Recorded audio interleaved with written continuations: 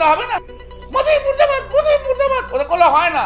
দল যেদিন বলবে ছেড়ে দিয়ে চলে যাব, কিন্তু এইসব অসভ্য মহিলা এমপিকে সহ্য করব না। তখন তো একটা লোক আসেনি, কই সৌগত রায়ের মতো পণ্ডিত তো এসে বলেনি কল্যাণ 4টে পয়েন্ট আছে, বরঞ্চ ব্যঙ্গ করেছিল হাত কেটে গেছে কিনা। সৌগত রায় ওই রকম ধরনেরই লোক। নারদার টাকা খাওয়ার জন্য সৌগত রায়ের জন্য নষ্ট হয়নি। কল্যাণ কি বললো না বললো তাতে আমার কিছু আসে যায় না। আমি মনে করি ও একটা ব্যর্থ আইনজীবী।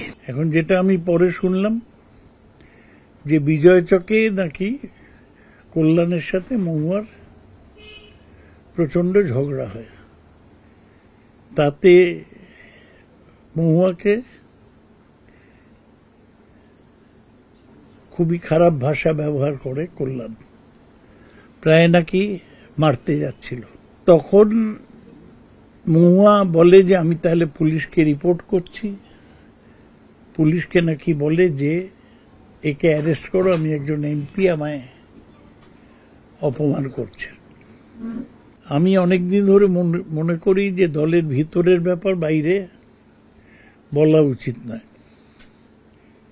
এমন ভাষা ব্যবহার করা উচিত নয় যে যাতে দলের মর্যাদা ক্ষুণ্ণ হয়। আমি সেটা এখনো রাখছি। যারা ওই মহিলা এমপির জন্য বড্ড দরদ, সে যে আমাকে যে অ্যারেস্ট করাতে বলছিল সেটা ঠিক করেছে তো? দিদি শুধু বলে দিক ভুল হয়েছে, রাজনীতি ছেড়ে চলে যাব, আমার অত রাজনীতি নিয়ে অত কিছু নেই, কিন্তু ওই মহিলা অসভ্য মহিলা এমপিকে আমি সহ্য করব না। কেউ এর কাছে গিফট দিচ্ছে, কেউ লন্ডনে যাচ্ছে, কেউ নারদার টাকা খাচ্ছে, কেউ অমুকের টাকা খাচ্ছে। 2 নম্বরই লোকেদের এক জায়গায় আসতে বেশিক্ষণ সময় লাগে না। লোকসভার যে দলনেতা সুদীপ বন্দ্যোপাধ্যায়, খুব ঠান্ডা মাথা, তিনি খুব অসুস্থ ছিলেন। ওয়াকফ বিলের দিনটা বাদ দিয়ে প্রায় আসতেই পারেনি। তার কিছু একটা গুরুতর শারীরিক সমস্যা হয়েছে, তার ফলে আগে যা কিছু সুদীপ সেটা ম্যানেজ করতো এবং সেটা মমতা ব্যানার্জিকে জানাতো, সেইটা ইদানিং হচ্ছিল না।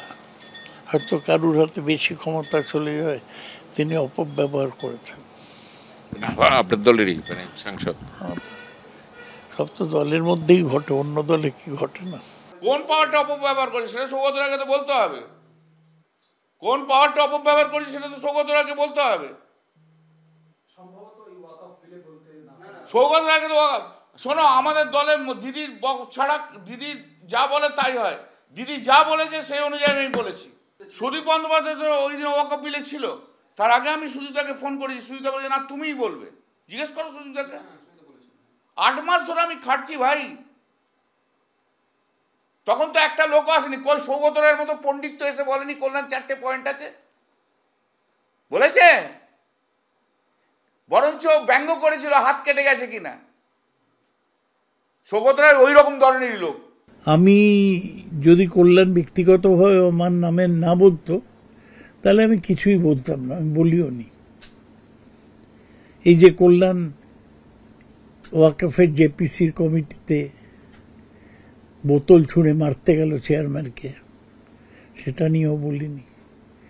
কল্যাণ যে মন্ত্রী জ্যোতিরাদিত্য সিন্ধিয়াকে লেডি কিলার বলে তারপর তার থেকে ক্ষমা চাইলো, আমি সেটাও লোককে বলিনি। আমি মনে করি আমরা জনপ্রতিনিধি, আমাদের একটা ডিগনিটি এবং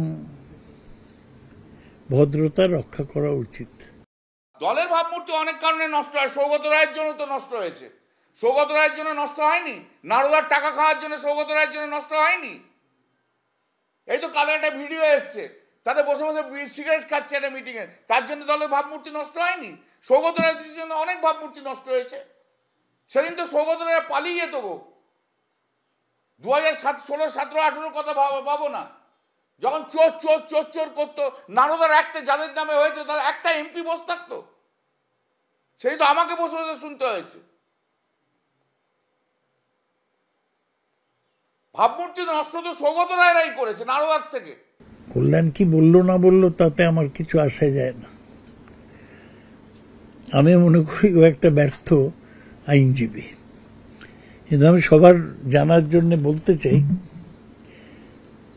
যে আমাদের এমপিদের মধ্যে আমার কাকলি ঘোষ দস্তিদার, প্রসূন ব্যানার্জি সবার বিরুদ্ধে সিবিআই নারদার মামলা করেছিল, কিন্তু সেটা অনেক বছর হয়েছে, আজ পর্যন্ত সিবিআই কোনো চার্জশিট দেয়নি। তার ফলে কল্যাণ এসব ওয়াক অফ এরা সব নারদার চোর বলে শুধু আমাদের আক্রমণ করেনি, পার্টিরও ক্ষতি করেছে এবং নিজের আইনের জ্ঞানের অভাব পরিষ্কার করেছে। সৌগত রায়ের ক্যারেক্টারটাই হচ্ছে এর পিছনে লাগা ওর পিছনে লাগা, একবার একে ওখানে লাগিয়ে দেখ, ওখানে লাগিয়ে দেখ, দেখ বলো লেখো। সৌগত রায় কোনোদিন 2001 থেকে আমাকে চোখ পছন্দ করেনি। প্রিয়রঞ্জন দাসমুন্সির লোক ছিল এরা। এদের মমতা ব্যানার্জিকে গালাগাল দিলে এদের গায়ে লাগে না, এখনো যদি প্রিয়দাকে গালাগাল দাও ওদের গায়ে লাগবে সৌগত রায়। বলেছে যে আমি প্রিয়রঞ্জন দাসমুন্সির লোক, মমতা ব্যানার্জির নয়। আমি নিশ্চয়ই প্রিয়রঞ্জন দাসমুন্সির ঘনিষ্ঠ ছিলাম, কিন্তু আমি 2001 থেকে একটা না আমি মমতা ব্যানার্জির পার্টিতে রয়েছি, এবং তার আগে যখন মমতা ব্যানার্জি কংগ্রেসে ছিলেন 93-এর 21শে জুলাই কল্যাণকে কোথাও দেখিনি। আমি কিন্তু পার্টির সঙ্গে ছিলাম। আমার কল্যাণের থেকে সার্টিফিকেট নেবার দরকার নেই।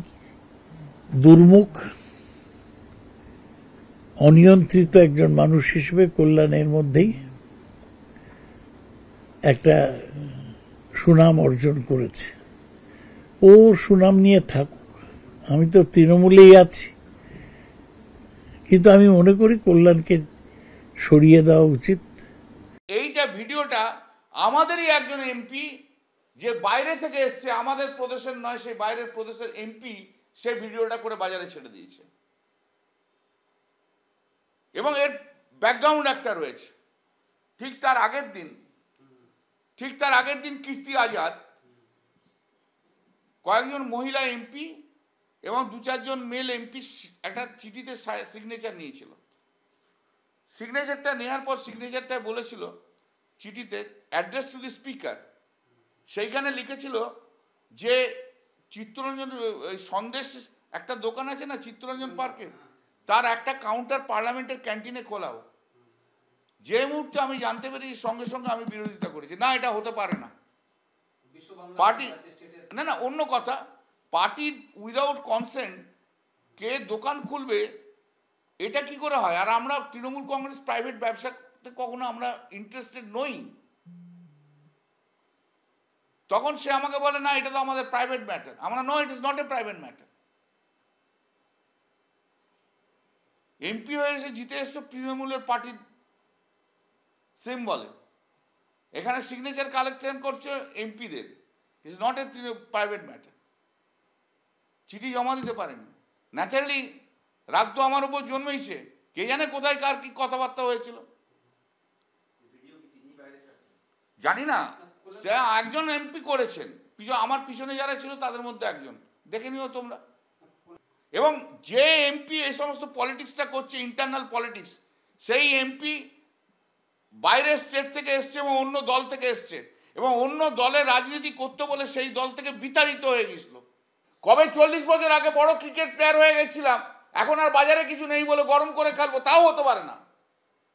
যাকে ইচ্ছে গরম দেখানো যায় না, ইমোরাল কাজ করা যায় না। এটা তৃণমূল কংগ্রেস। লড়াইটা আমি পার্লামেন্টের মধ্যে করি, অন্য কেউ করে না। তোমরাই বলো না, তোমরা তো রয়েছো, গলার আওয়াজ কার শুনতে পাও? একটা সেশন আসবো না, দেখে নেবে তৃণমূল কংগ্রেসের পারফরমেন্স কি পার্লামেন্টে। করে ডাকলে তো হবে না। মোদি মুর্দাবাদ, মোদি মুর্দাবাদ, ওদের করলে হয় না।